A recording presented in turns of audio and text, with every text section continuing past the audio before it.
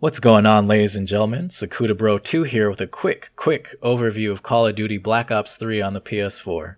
I've been playing this game for about 2 weeks now, and I figure I have enough time clocked in to share my thoughts and feelings, honestly. You know, the holidays are coming, and maybe some of you guys are still making lists for Santa, or maybe you just have some more time to catch up on some games. So with any luck, maybe this will help you out and see if it's worth your time. And obviously, I'll try and keep this as spoiler-free as possible. I'll start with the campaign side of things first. Black Ops 3 marks the return of me playing a Call of Duty game from a 2-year hiatus, and the campaign aspect of things basically remains the same. I play on veteran right off the bat, get frustrated at points, beat it, and I never really focus on it again. The visuals and level of detail are really impressive, and I'm glad to say that this is demonstrated throughout the entire game, multiplayer components included. Fire on that VTOL!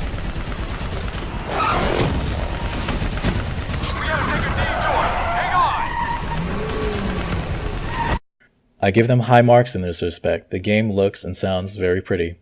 The story of Black Ops 3 is all over the place, however, and I mean both literally and figuratively. I mean, you go through time and battle through events that have already occurred several times in this story. This mostly serves as long training missions, but as you advance, you can't help but feel as though all the things you say and do in this game have no weight or importance. Am I dreaming? Well, let's say you are. Why not just go with it, right? After all, you can always wake up. RPG!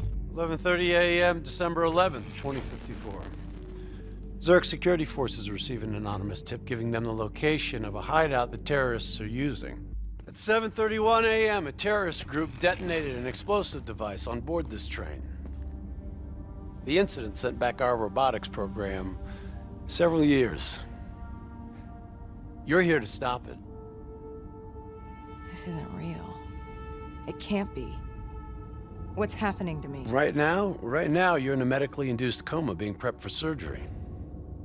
You've got a new bit of hardware inside your head. It's called a direct neural interface, or DNI. I've got one too. That's how I'm able to communicate with you.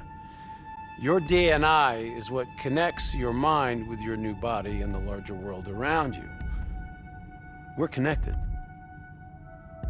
All of this is a simulation inside our minds. And you got a long way to go.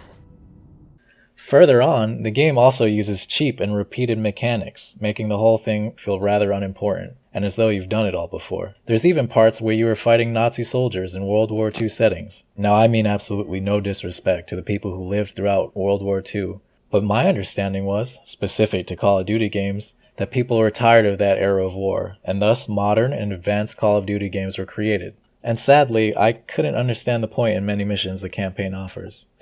How is this possible? We're on the battlefield of World War II.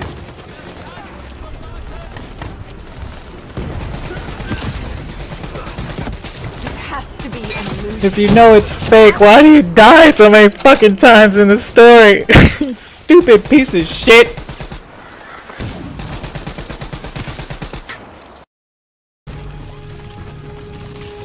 Stop, please. Please stop.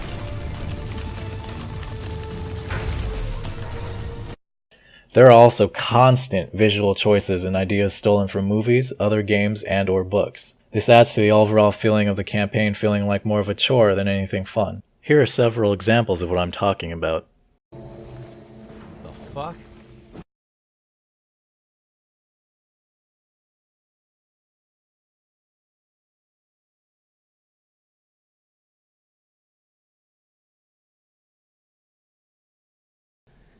Hey, wait a minute. Man, I've done this shit before.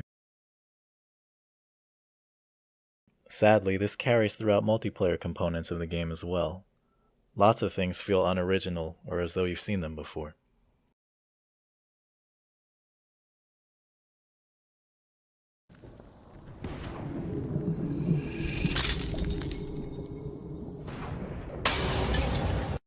Sent us in to investigate an alarm triggered underneath the old Blah, blah, blah. We figured the immortals Blah, blah, had blah. been tipped off.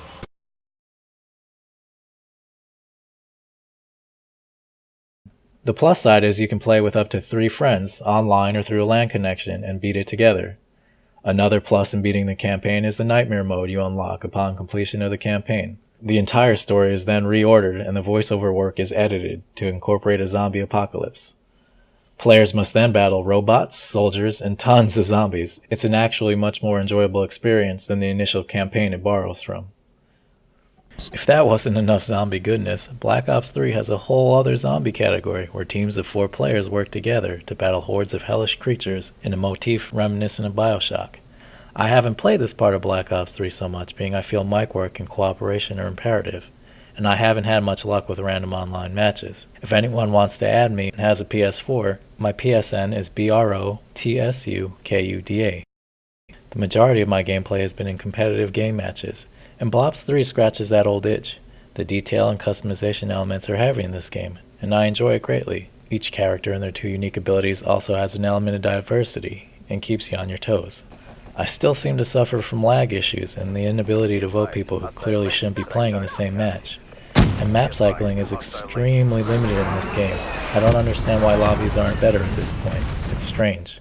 This game also seems to favor assault rifles and submachine guns. Most of them have huge clip capacities and very little recoil, if any. It makes the game seem a little limited, as people run with the same guns constantly, over and over again. As a whole, however, Black Ops 3 is a great value, and there's plenty to do. Call of Duty games are historically fantastic at dangling little carrots in front of you to keep you playing, and Black Ops 3 is no different. Black market unlocks, challenges, etc. will keep you busy for a long time. If you are curious about playing this game, I suggest you do. Although it doesn't really do anything new for the series, it is a solid addition.